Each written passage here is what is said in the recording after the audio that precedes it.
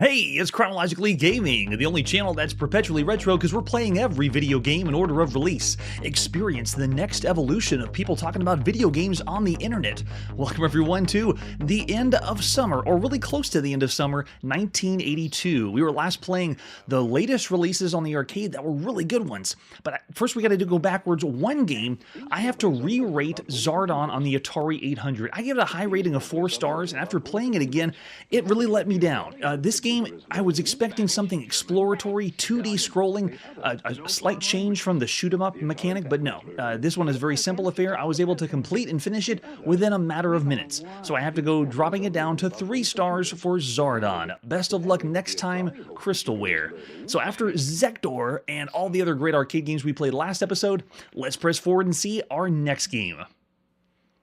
It's time to go to the Apple II for one of the biggest role-playing games of the year. This is Wizardry, Knight of Diamonds, or the second scenario of Wizardry on your Apple II. Man, this one is a huge game. Of all the games we've seen, Ultima is the only one that really comes close to the role-playing experience that Wizardry can give you. Let's take a look at the box. Wizardry, the Knight of Diamonds. So this is the second scenario. You can see on the sticker the boxed version of Wizardry. This one may have shown up a little bit later. There's a sleeve or something silver down the bottom right. Is really hard to see, but it tells you have to have the first Wizardry to play this, and it's no joke. You better have the first Wizardry, or this isn't going to go. You're not going to get anywhere. Let's flip it over in the back. Venture now into another mysterious maze full of danger for the unwary adventurer. Knight of Diamonds is a scenario for experienced Wizardry players. Your characters will have to be 13th level just to survive. Will you be the first to become the Knight of Diamonds? And it shows you all the things it features, and it even has some quotes from people. I don't know who John Martellaro from Peelings 2 is, or if that's a good thing that he quotes. It's a good game. But this is the second scenario, Knight of Diamonds. You have to have the first Wizardry, the Proving Grounds of the Mad Overlord. If you don't have the game and you haven't played to level 13, you will die. This it won't work. This is for the hardcore Dungeons and Dragons players only. Let's see the other artwork that we have for Wizardry. Yes, make sure you get your charisma high. So this is possibly the first time you would have seen Knight of Diamonds, and this is the folder for Wizardry second scenario. You can see it has in the bottom right here, above my shoulder, let me switch over. Right over there, it says it requires characters developed in Proving Grounds of the Mad Overlord. So if you don't have that, you're out of luck. And then we also see after the box, inside we have a few things of how to, some information that SurTech gives us. Protect your master by using a backup. Create a scenario disk for this game by using the Make Scenario option. At no time during the game, press reset. This can result in destruction of data on your Wizardry diskette, and your characters will be gone. They'll die forever. It's terrible. They also tell you, for Wizardry purchasers, thanks for acquiring the most widely acclaimed game programmed for the microcomputer. And I have to agree with them. This is a very well-programmed game. Its popularity is attested to by Wizardry's long-term standing as the #1 program of its class. Among the reasons for Wizardry's great standing is exceptional long-term playing value. And that's no joke, too. This one is a game that you could dive in for months and months, possibly even years of play, because it's essentially Dungeons and Dragons on a computer. That's what they wanted to do. Very nice touch. And then we also have a catalog that came inside the box for Wizardry and a few other games that SurTech did, but everyone really cared about Wizardry. We also have the warranty registration card that was in the box, and tips to keep your computer healthy. Make sure you feed it and take care of it. You want to make sure your computer's healthy. And then inside the sleeve, if you had the folder version, it came with, check it out, there's a 5 1/4 floppy disk and all those paperworks that we saw. And this tells you what Scenario 2 is all about. The staff of Gunilda, most likely Nilda, was the finest example of its creator's forging skill. When properly used, it rendered the city of Lilligamelin, I just can't pronounce that one, invulnerable. The staff protected a force field totally impervious to any physical or magical attack. Those who wanted to threaten Lilligamen could not approach the city. While those who came with good will could enter and leave freely, it was the perfect defense, but it had one fatal flaw. Those born in Lilligamen were affected by the staff. Thus, it was possible for the evil Davalpulse, aided by the forces of darkness, to seize the throne of Lilligamen and slay the royal family. Man, I have so many tongue twisters right now, I can't even talk straight. Fortunately, the young princess Margna and her brother Prince Alavic survived the royal coup, and your goal in this game is to go find the staff of Gunilda. And if you do, then you can return to the city and all will fall. It's fantastic. So that's the goal of the game. There's the example of the 5 1/4 floppy disk. This came with the master scenario and then the boot up disk on the Apple II. And we also have the manual, or the kind of like explaining how to load the game, because it's more complicated on how to load the game than actually play the game. So here's the player's guide. They tell you how to play Knight of Diamonds. First of all, you have to make sure you make copies of the master disc. The first scenario, make a copy of that because you're going to be writing over the scenario of Knight of Diamonds. It shows you how to make copies once you get in the game, and then it shows you how to start the game up. Because, ladies and gentlemen, this game you cannot just play. You have to import the characters that you had from the first Wizardry to play this game. There is no character creation on Wizardry 2 at all. I have no idea why they did this. If you don't have any characters, you cannot play this game. And there's no way to make characters with the game. So if you bought Wizardry 2, you'd just be sitting there with Wizardry 2. You wouldn't be able to do a thing.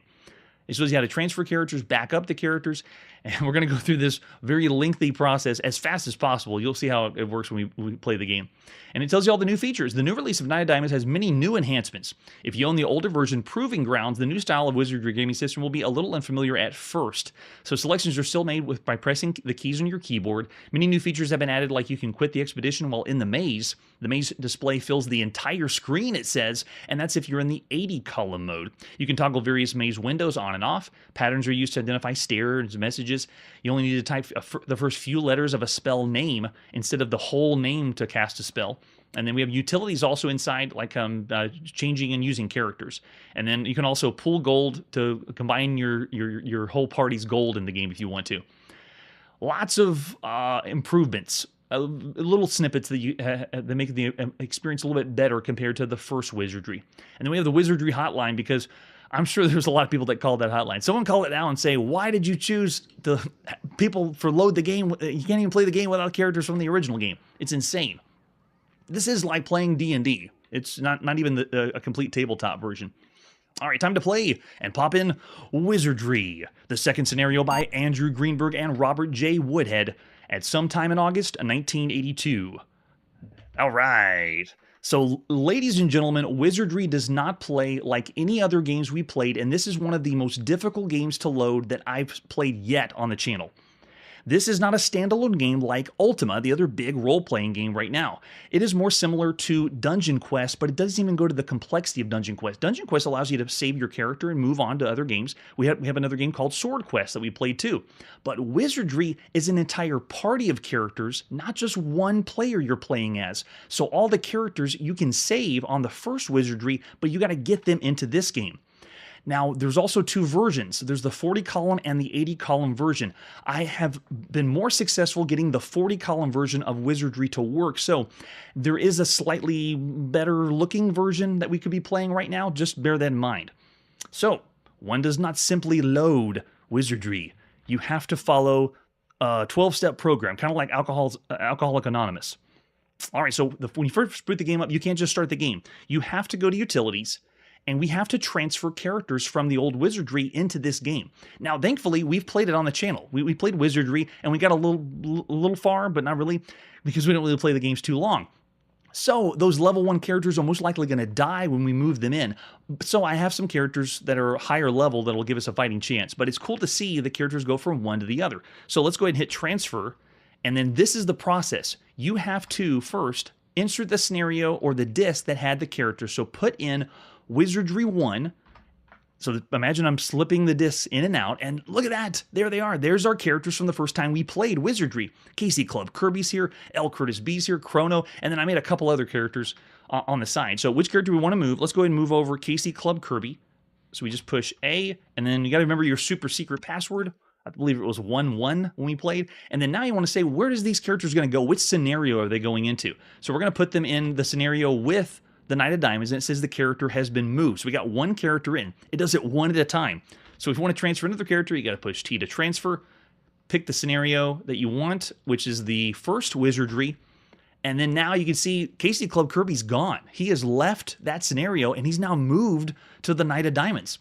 It's just crazy. Now, if we want to move someone else over, like let's go ahead and move L. Curtis B over. We move them, remember the super secret password, and then enter what scenario is L. Curtis B going to. He's going to go to Knight of Diamonds' second scenario. And they've been moved. So we got 2 characters moved over. I want to move 1 more over, but you notice how tedious this is. You have to do 1 at a time, and we are switching discs out. I'm having to take the disc out, the original, put in the first Wizardry, and then now that we have the first Wizardry, and let's move in Chrono Game, which will be there. We go, and our super secret password. And then now we have to switch our disc again and go back to the Knight of Diamonds disc. There you go. So we got 3 characters moved over. We are done with the transfer process.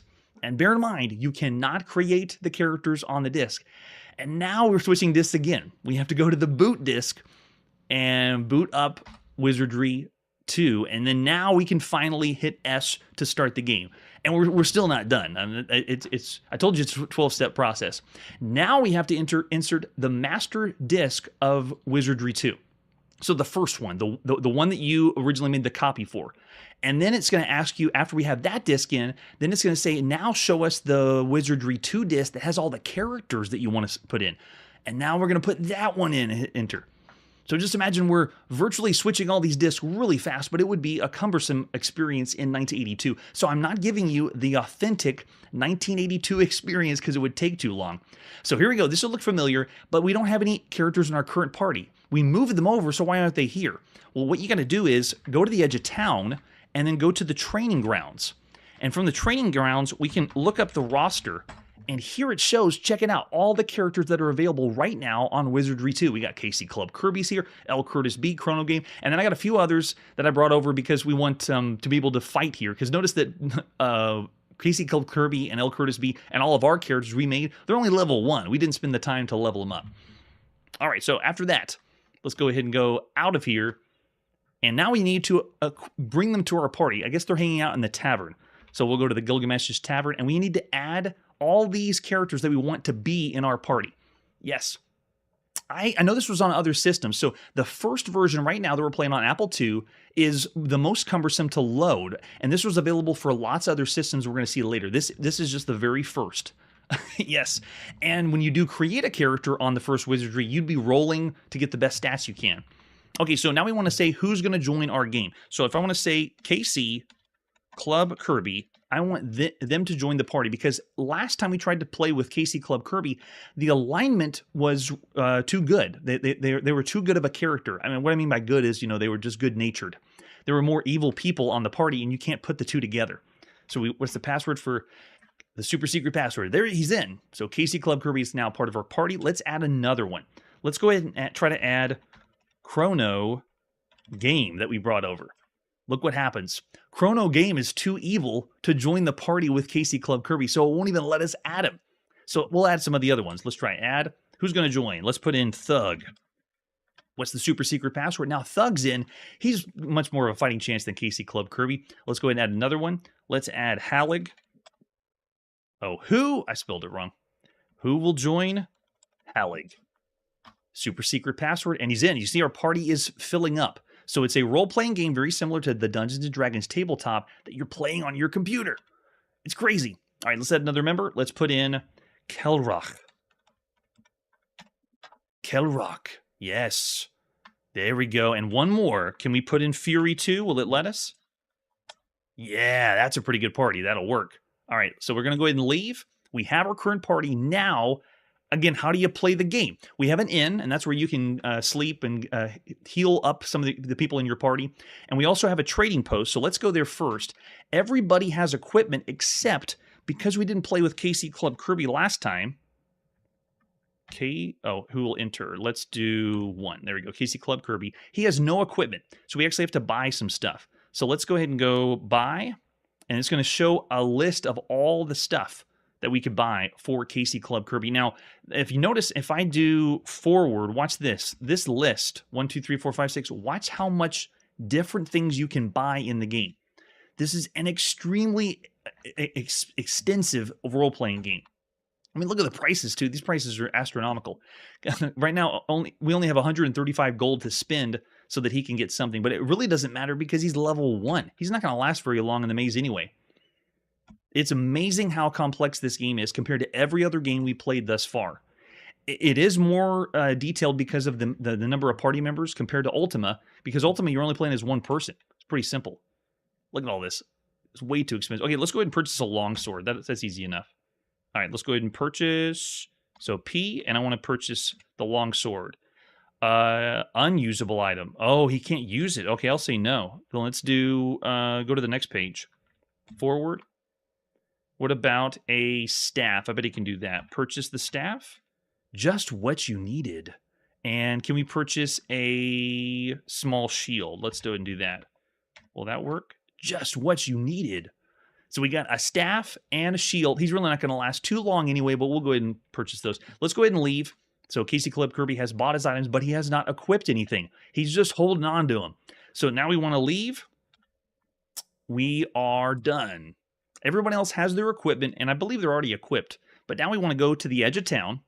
We leave the castle, and now we have the option to go in the maze, go back to the training grounds to look at who else is here, go back in the castle where the inn and the tavern and everything are, or you just leave the game. We want to go. We're ready to play. We're going in the maze. We're entering the Night of Diamonds. Let's do this.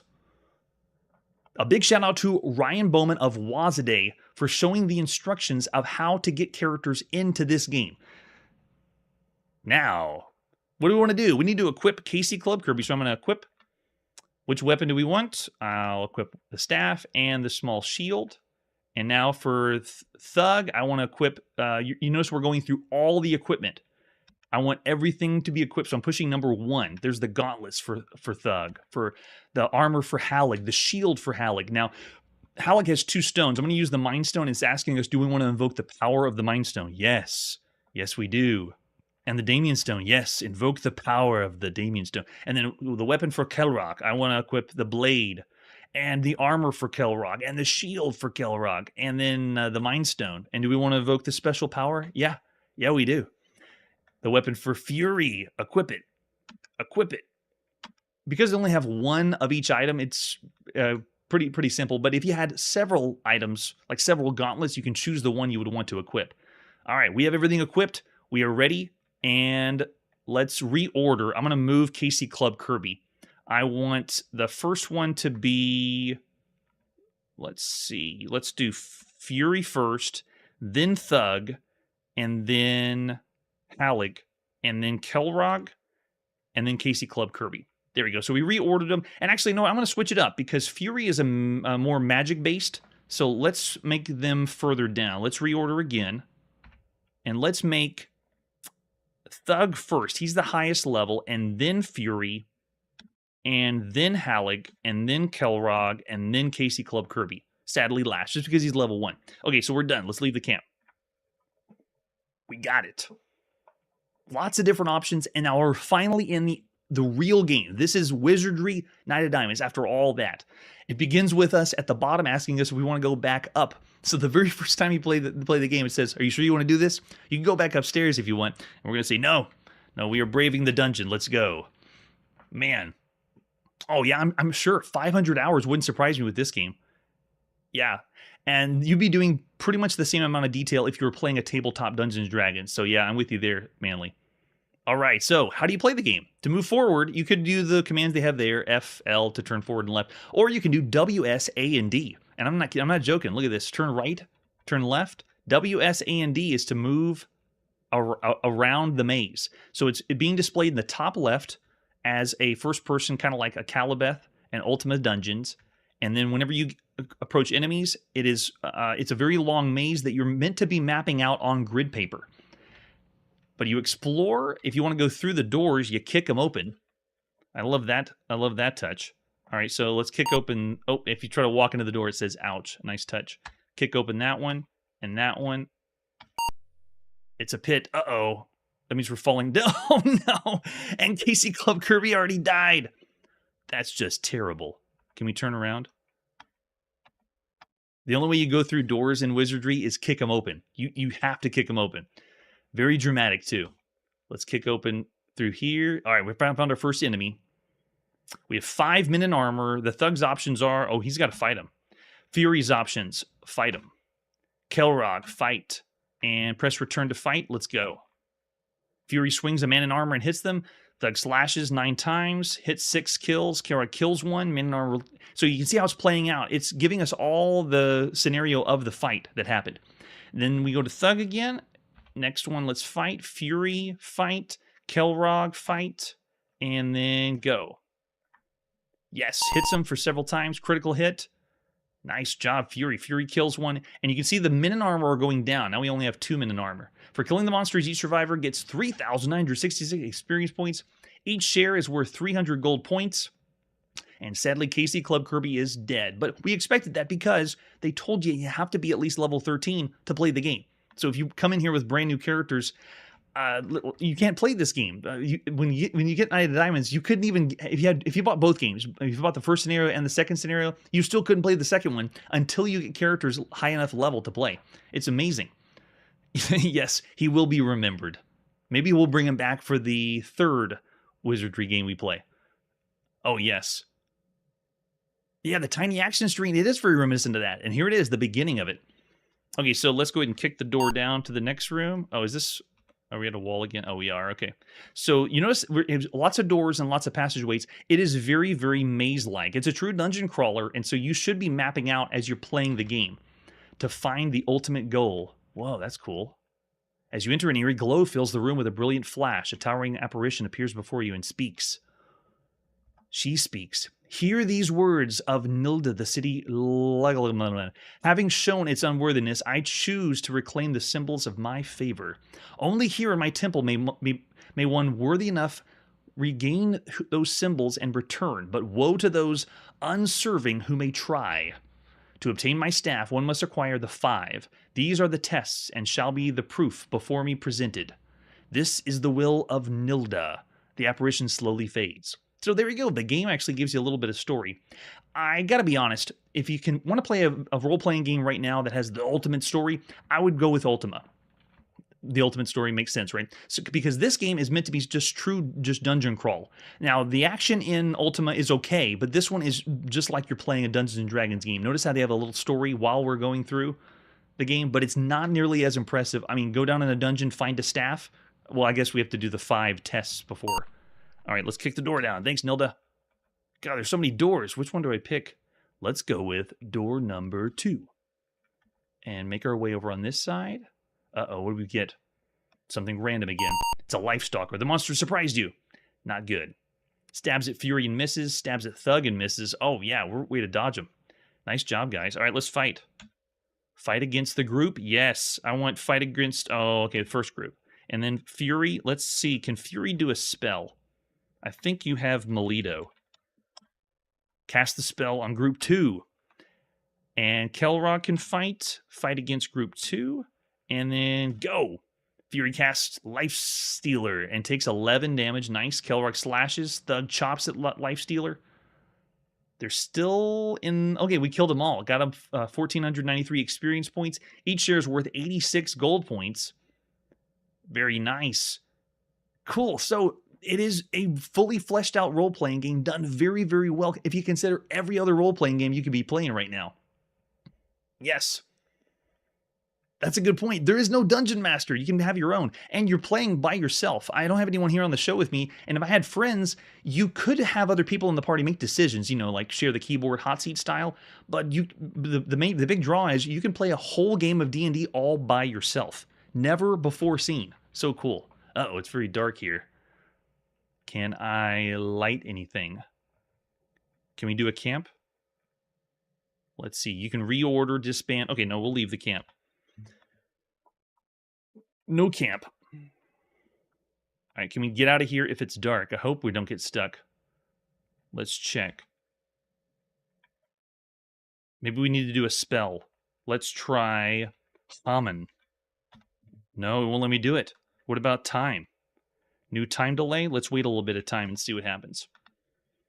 I think it's too dark. How are we going to play? All right. What about kick? If you try to kick in the dark, you don't go anywhere. All right, we'll get out of there. Go back to the other side. Kick that door open. Oh, we found someone else. You know what also feels like it's missing from the game, if you think of modern RPGs, is the music or sound. It's very quiet. All it has is that single beep coming from the Apple II, like we're at a checkout counter. So here we go. 4-minute armor. Thug's options are Fight, Fury. Let's use another spell. Now I got the spell list. You would have to check this for your character if you didn't memorize all the spells or have a list of all the spells. But you can go whenever they're in the outside of the castle at the edge of town. If you go into the training grounds, you can inspect each character and see what their full list of spells is before then. That's true. Yeah, there's no battle music. It's so quiet. Yeah, that's true. You can look at other spells that you have. I already have a list right here. I did it ahead of time. Let's do Lahalito. Lahalito. Let's see if it... Does it work? Oh, wait, it didn't work. I had to spell the whole thing. Lahalito. Yeah, Kelrod, go ahead and fight him. And let's do it. All 4-minute armor. Notice that they have them grouped up. So you can get different groups of enemies too. We got 2 of them left. Let's go ahead and fight him. Thug's doing fantastic. Fury, go ahead and fight. Let's all fight him.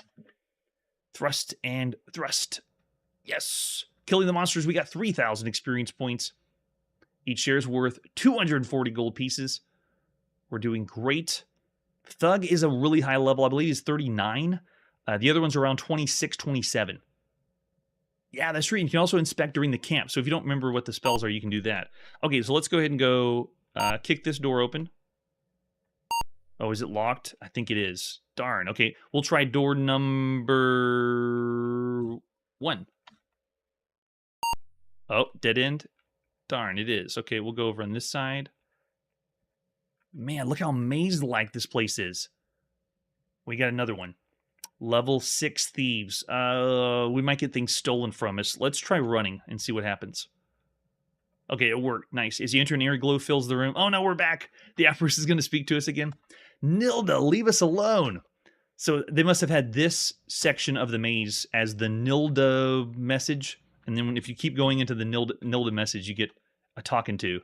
Okay, yeah, thanks, Nilda. All right, let's go ahead and go in here. Same unseen enemy monster surprises us. So if you are not mapping out the maze, or you don't have an idea where you are, you won't make it very far. You're supposed to continue fighting and improving your characters, gathering gold, experience points, and so forth. All right, let's go ahead and fight. Fight against group 1, and then Fury. Let's use another spell. Let's try out Catino. Catino, group 2. And fight group 2. Let's do it. Thug stabs. Stabs. Notice that there's not any animation for any of the magic. It just happens. Killing the monster, you get 1,400 experience points. Each shares 246 gold. So in a way, this is really close to actual board game Dungeons and Dragons because there's no flashiness to the role-playing experience. You are still having to use your imagination as you play this game, just like if you were going to do it in real life. That's a good point. Yeah, we could do that too, Manly. Yeah, there's no way they could have overly complicated spell animation. All right, let's see what this one has. Dead end again? Yep, I think it is. Ignore that one. What about, is this the same way to Nilda? I think it is. There's a small room here. What's in here? As you enter, yeah, that's the Nilda room. Leave us alone, Nilda. And the apparition slowly fades. Okay, we'll stop bothering you. Goodbye. Make our way around the maze. In 1982, I could picture you playing this by yourself rather than playing with several people as a hot seat. But you got to admit, the ability to transfer characters around is pretty cool. It's not the first time we've seen that in a game, but if you had a really good character and you wanted to join someone else's game, you could. It's great. I know, right? It's so silent. This is the Dark Ages. Let's see what's over here. Going down this hallway. Okay, we got a fork intersection. The other thing, too, is when you are observing this game being played, you don't really have a good perspective of this first-person view. You can't tell which way I'm turning because everything looks pretty much the same. I mean, if I stand here, you can kind of tell that I turned right, then left, then back to left, but it's still very difficult. It's easier for someone that's playing the game to check it out. This is why no one's live streaming Wizardry 2 on Twitch, except here on Chronologically Gaming. All right, let's kick open this one. And we got another Strange Animals. It doesn't look like Strange Animals to me. All right, let's fight them. Fight against group 2. Fury, let's try another spell out. Fury is full of spells. Let's try Malor. And Kelrock can go and fight him against Group 1. Ready? Let's do it.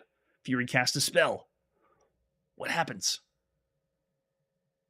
Whoa, I don't know what happened. Did we warp somewhere? I don't know what that one did. Maylor. Maybe we're somewhere else. Let's find out. I think it's the same. No, it looks like the same spot to me. We'll press forward, ever closer to the staff of Gunilda. It was all made up, ladies and gentlemen. I know Dungeons & Dragons is inspired by Tolkien and the Lord of the Rings. Everything on Wizardry is inspired by Wizardry. They all made it up. So there is no staff of Nilda in Lord of the Rings or in Dungeons & Dragons. Oh, uh-oh, this doesn't look good. I don't like this guy. Oh, it's a demonic figure. Fantastic. And a lesser demon. Here we go. Let's see if these guys can stand up to them. Fight against the demonic figures.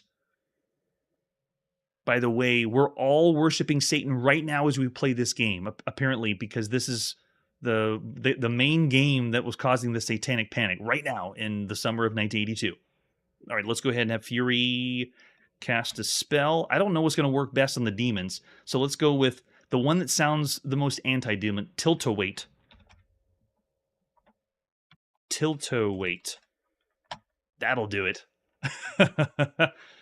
Oh, there we go. I'm already seeing the ratings thrown out for Wizardry 2. Love it.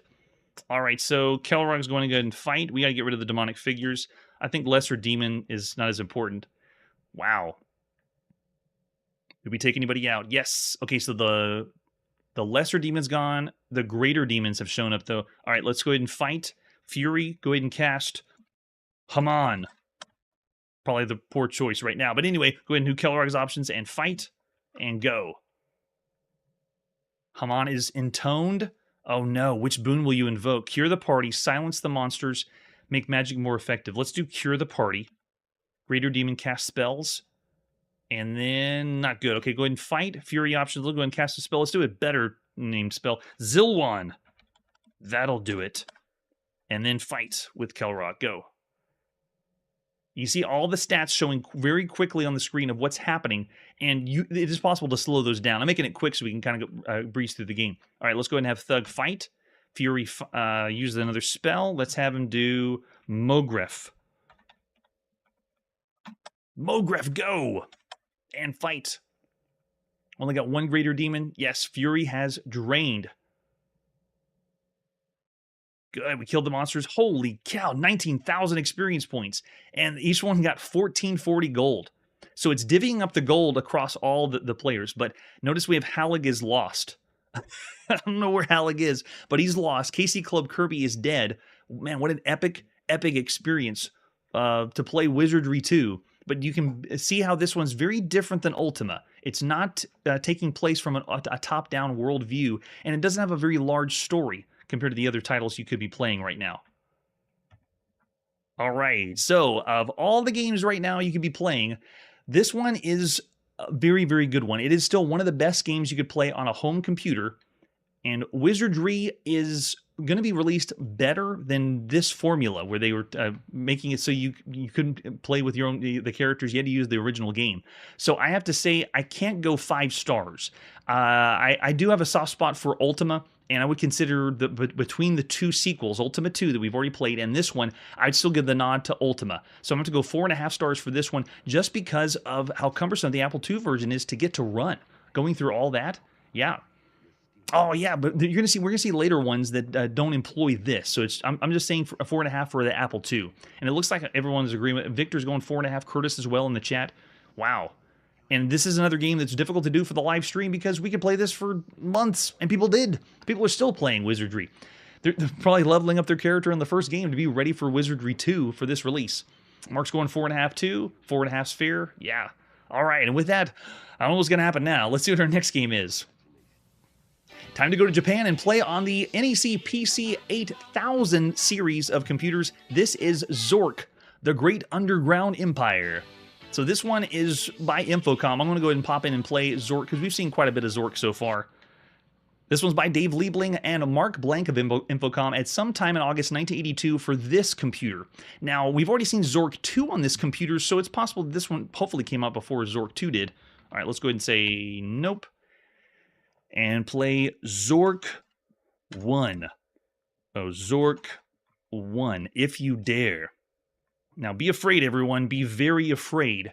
On the 7 Circles of Nerddom, Zork is, I would say, even more nerdier if you were into this compared to Wizardry. Wizardry's nerdy enough, but if you're in the level where you're really into Zork and wanting to play and finish all the Zork games, then you're on a new level of nerd. You're on like a chronologically gaming level of nerd.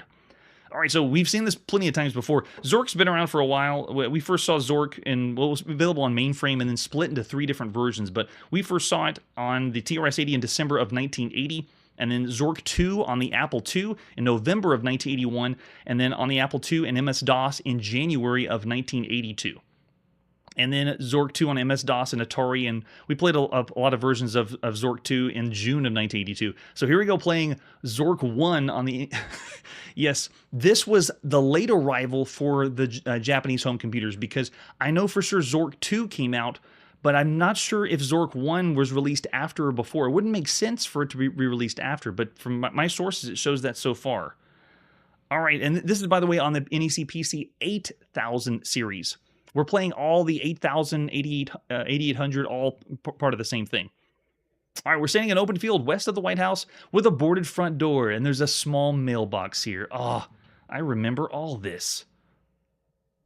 So what do we do first? Let's go ahead and head north. Does it work within? Oh, good. We're at the north side of the house, facing the north side. There's no door here. All windows are boarded up. To the north, an arrow path winds through the trees. It's like hanging out with an old friend and playing Zork again. The text, though, on the NEC computers is just terrible. Why is everything highlighted after I make the decision? Is it something like that I'm doing with... No, it's not the text. I'm not sure what it is. We'll go back north side of the house. All right, let's go ahead and go south. Windows are all boarded up behind the house. And then let's go ahead and head east again. And then north. Notice how it's not giving us the full description. Only the first time you get the full description. Yeah, Zork was available way before if you were playing it on mainframe. All right, after that, we'll go north to the north side of the house and then go west. I feel like we're going in circles now. Where the mailbox is, and then can we go up into the... No, we'll have to go east. The door's boarded up. Can't remove that one. And then south. There's no door here. All the boards are boarded up. All right, let's go ahead and go down. No, west. Open. Mailbox. Oh, wait. The delete key is different on the Japanese home computers. Mailbox. There we go. Opening the mailbox reveals a leaflet. Can we just read the leaflet? Taken, and then it gives us the story automatically. Welcome to Zork. It's the game of adventure, danger, and low cunning. In it, you will explore some of the most amazing territory ever seen by mortals. No computer should be without one. And yes, if you enjoy text adventure games, this one is the top tier. Zork is. But it should be fair because it came out on mainframe first. All right, after that, let's go ahead and go north of the house, and then east and east. We're in a clearing and a well-marked forest path that extends to the east and the west. Let's go ahead and head north in a dimly lit forest with large trees all around, and then go west. This is the path winding through a dimly lit forest. The path leads north-south here. One particularly large tree with some low branches stands at the edge of the path. Now, when you play Zork, it is constantly scrolling the screen up because you're supposed to be mapping out or taking in the descriptions for every place and then putting that on your map so you can understand where to go next. You can see we got a little lost in the beginning there. All right, let's go ahead and head up the tree. Good light. See all the text? It's very descriptive in Zork. You're 10 feet above the ground, nestled among some large branches. The nearest branch above you is above your reach. Beside you on the branch is a small bird's nest. In the bird's nest is a large egg encrusted with precious jewels, apparently scavenged somewhere by childless songbird. The egg is covered with fine gold inlay and ornamented with lapis lazuli and mother of pearl. Unlike most eggs, this one is hinged and has delicate-looking clasps holding it closed. The egg appears extremely fragile. You hear in the distance the chirping of a songbird. Can you believe how this... Look at this. This is like a book. All right, what are we going to do? Get that egg. After that giant long description, then we just say 2 words. Get egg. Let's do it. Cook. Egg. I don't know the word cook. Oh, come on. Of all the text parsers that we play with adventure games, this one is one of the best. But it doesn't understand cook. All right, we'll head down the tree now. Yes, we need something to eat. All right, after that, let's go south, north of the house, and then head east, behind the house, and then open window. With great effort, you open the window far enough to allow entry. And then let's go in. We're now in the kitchen of the White House. A table seems to have been used recently for the preparation of food. A passage leads to the west, and a dark staircase can be seen leading upward. A dark chimney leads down, and to the east is a small window, which is open. It's so descriptive. It's like it wants you to use your imagination and put it all in your mind.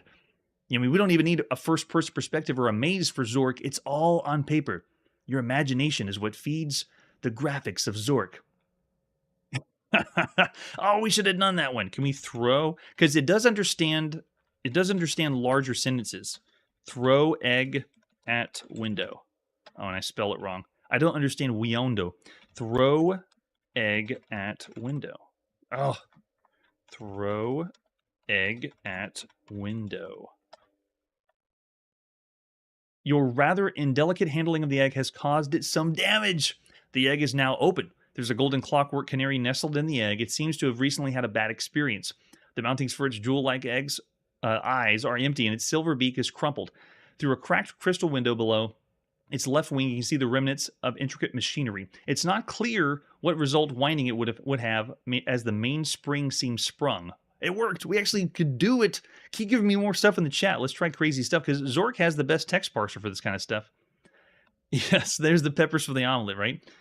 All right, after that, we have, let's look in the kitchen. Okay, so we're looking at what's on the table. We have a glass bottle that has a quantity of water. Go ahead and get that bottle.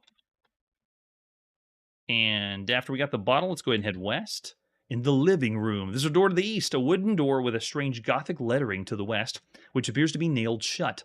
A trophy case and a large oriental rug in the center of the room. Above the trophy case hangs an elvish sword of great antiquity. A battery-powered brass lantern is on the trophy case. You gotta have a lantern. There's grooves out there. All right, so let's go ahead and get lamp. Or lantern, does it say? Okay, lamp will work. And get sword. Got it. Gotta have a sword, gotta have a lantern. We're all set. All right, let's head east. On the table is an elongated brown sack smelling of hot peppers. Do we want them? Yes, get peppers. I can't see any. What do you mean you can't? Okay, get sack. Got it. After we got sack, let's go ahead and head up. No, up. Oh no, up. Wait, go back west. In the kitchen and go up. There we go. We moved into a dark place. It is pitch black. You are likely to be eaten by a grue. I told you. I knew there'd be grues around here. Oh, that's true. That's right. Take all. I forgot about that. There's a lot of really cool commands when you read the manual that we've already seen, but it's hard to remember all of them. So thanks. Appreciate it. We need to use that for the next time. Maybe it's a magic elvish sword. Look, sword. Maybe we need to examine. Oh, wait. We have to light lamp. I kind of want to be eaten by a grue now. The lamp is now on, and we are in the attic. The only exit's the stairway leading down. Now can we look sword? Now we got light. Examine sword. I see nothing special about the sword. Darn, so it's not an elvish sword. Sorry about that. I'll tell you what a grue is. It's something that will eat you whenever it's dark. That's pretty much all I know. And this is what everyone quotes. It's what all those t-shirts say. The cool kids said, you're likely to be eaten by a grue when it comes to Zork games. All right, now that we're up in the attic, let's go ahead and, after we light the lamp, let's go ahead and take all. Does it work? Take the table? You can't be serious. The nasty knife is taken and the rope is taken. Hey, Ubicore, thanks so much for the tip. We didn't have to spend pointless time typing to type individual things. All right, let's go ahead and after we take it all, we can go ahead and head down, back in the kitchen, and we'll go ahead and go west to the living room and move the rug that's here. With great effort, the rug is moved to one side of the room. With the rug moved, the dusty cover of a closed trap door appears. Ooh, let's see what it is. Open door? Oh, wait, open trap door? Will it work? Open, yeah, trap door. The door reluctantly opens to reveal a rickety staircase descending into darkness. Let's go ahead and go down. And then someone slams the trapdoor, crashes shut, and you hear someone barring it. So now we're locked down in the darkness. The cellar with narrow passageway leading north. A crawlway to the south. On the west, the bottom of a steep metal ramp, which is unclimbable. And your sword is glowing with a faint blue glow. It is elvish. They should have told us that. That means there's grooves coming if the sword glows blue. Is that how it works? All right, let's go ahead and look sword. Does it tell us something now? Examine sword. What do you mean you see nothing special about the sword? It's glowing blue. That it is a faint blue glow. Yeah, that's something special. All right, after that, let's go ahead and go north. We're in the troll room. It's a small room with passages to the east and south, and a forbidding hole leading west. Bloodstains and deep scratches, perhaps made by an axe, mar the walls. And a nasty-looking troll, brandishing a bloody axe, blocks all passages out of the room. Your sword has begun to glow very brightly. All right, so now we're getting closer to the troll or closer to a grue. I'm not sure. All right, let's go ahead and kill troll. What do you want to kill the troll with? Sword. The troll is knocked out. Yes, we got him. All right, after we kill the troll with a sword, drop the sword. Now he says knocked out. Does that mean the troll isn't really dead? We didn't kill the sword, the troll. We just kind of knocked him on the head with it. All right, so after that, let's go ahead and go south to the cellar and then south again. Now we're east of the chasm, the bottom of which cannot be seen. The west side is sheer rock, providing no exits. A narrow passage goes north, and the path you're on continues to the east. Wow. That'd be a great idea. And Victor, yes, we should have done that. That's what all trolls deserve. They're blocking our path. All right, we'll go ahead and head east again. This is the art gallery. What an amazing place the world of Zork is. This is an art gallery. Most of the paintings which were here have been stolen by vandals with exceptional taste. The vandals left either through the north or west exits. Fortunately, there's still one chance for you to be a vandal. On the far wall is a painting of unparalleled beauty. Get painting. Taken. I love how it just says taken. It works great. Yes. Troll grew. I love it. Maybe we can go back to him. Let's go ahead and go west back. And north. To the cellar. Is this where the troll's on the floor? The bottom is the metal ramp. No, not there. Is it east again? Which directions can I go from here? Now that I'm in the cellar, we have a narrow passageway that leads north and a crawlway to the south. We'll go south. That's east of the chasm. So now this is where... Darn, I don't know if it gives you the description of the troll, so maybe we can't mess around with the troll after he's down. All right, I think we did enough. We've already played plenty of Zork here on the show. There's another quick taste of what they're able to play now in Japan or on Japanese home computers. Of all the games we could be playing, I still say this is a great game. Very well done considering all other text adventure games, so I'm going to go 4 stars still for Zork. And we've already rated and played a few of the most recent Zorks. Zork 2 is out right now. Zork 3 is coming up soon, or close to be coming out. All right, and with that, let's see what our next game is. Time to go to the United Kingdom and play on our Sinclair ZX81. This is Zuckman. That is a terrible title for a game. And take a look at the box, though.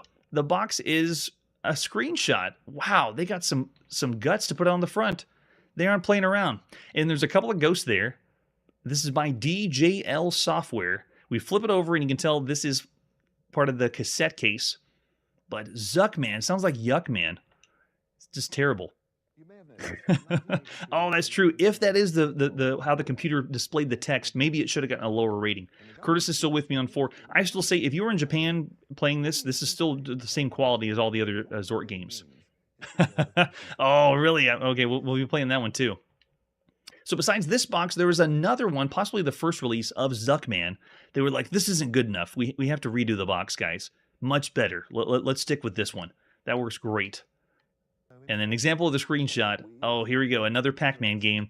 Time to pop in and play Zuckman by David Looker and John Looker of DJL Software at sometime in August 1982. Now, they boast it's the first ever implementation on a Sinclair ZX81 of the popular arcade game known as Puckman. But I gotta tell you, we've played more. Here on the channel, there's been 3 games that are Pac-Man-like games we've already played on the ZX81.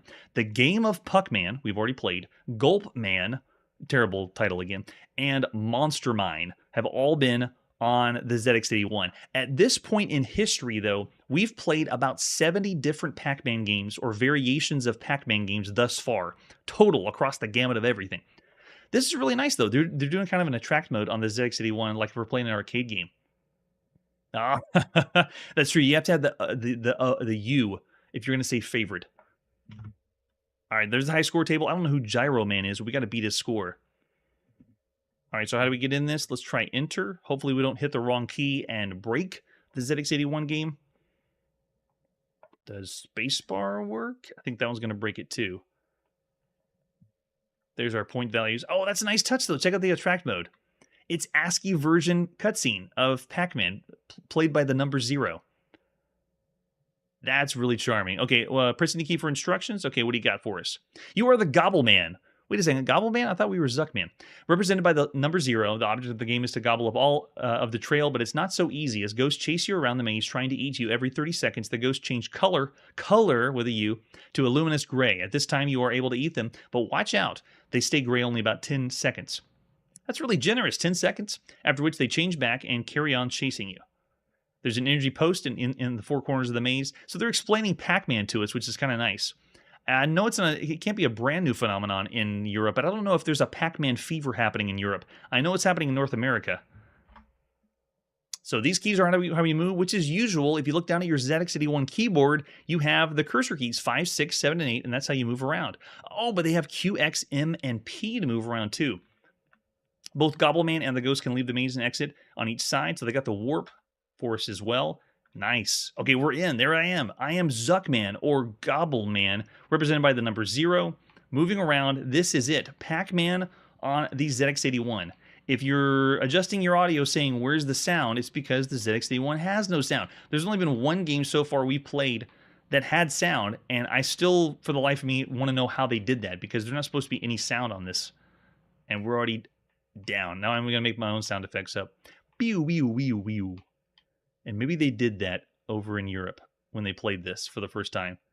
This feels like I'm playing a silent movie with Pac-Man. You beat the highest score so far. Oh, really? We did? I'm surprised. I can type my whole name in. Yes, on the ZX81. Beat that, Gyro Man. Wherever you are. So gameplay-wise, it's playing on the ZX81 keyboard. That's already a downside if you think of all the other computers right now.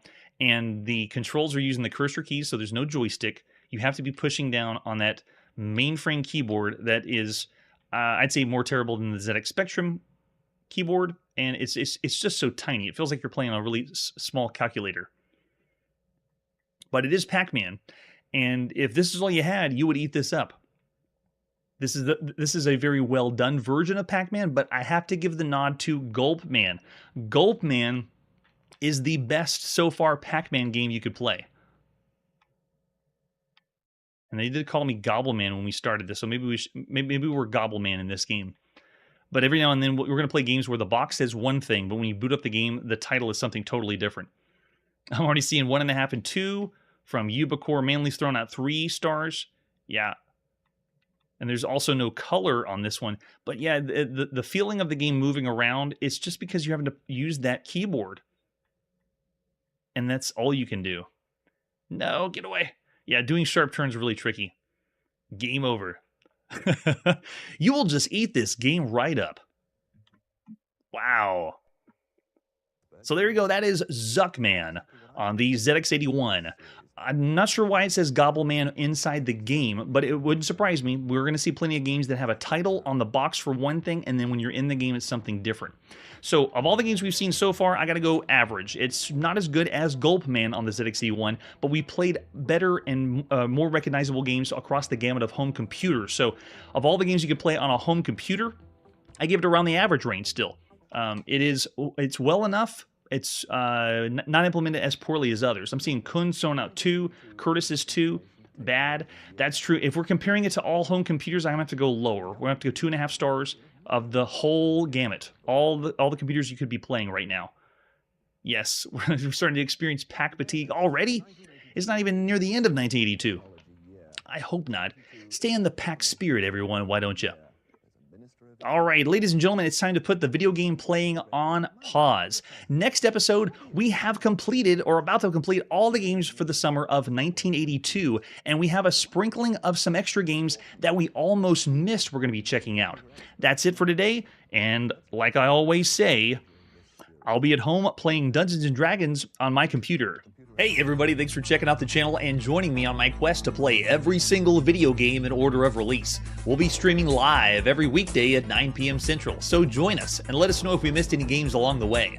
This video would not be possible without Launchbox, RetroArch, and MAME. Tell all your friends there's some crazy guy named Chronologically Gaming trying to play every single video game. We have links down below that'll send you to places like our Discord and Patreon, and one that says all the video games we've ever played. If you go there, it's a list of everything, and you can click right to the game you want to see. Chronologically Gaming is the name to look for. We are Perpetually Retro, and we will catch you next time.